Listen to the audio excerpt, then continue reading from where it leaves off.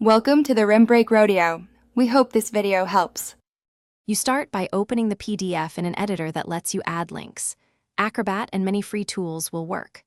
Once open, locate the exact text or image you want to make clickable and make sure the URL, email, or file path is verified in a browser. You do this now to avoid broken links later. As you prepare, note the target page and coordinates if you'll use a rectangular hotspot. This saves time in the next step when you create the actual link. With the link or annotation tool active, draw the rectangle around the text or image you prepared. Make precise adjustments to avoid overlapping other elements.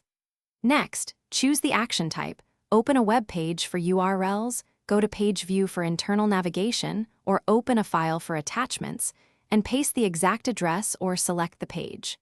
Then configure appearance. Make it invisible for a clean look or give it a subtle border. Set highlight behavior, so once the link is configured, test it immediately in the editor and then in a standard PDF reader. Make sure it opens the right page, URL, or file. Save a final copy. Use optimized or PDF/a settings if for distribution, and embed fonts or attach files so links remain valid. If something goes wrong, first check for extra spaces or encoding issues in the address, confirm the file path is accessible, and review reader security settings that may block external links. Retest after each fix to confirm success.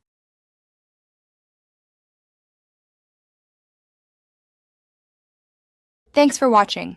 Consider subscribing if we helped you.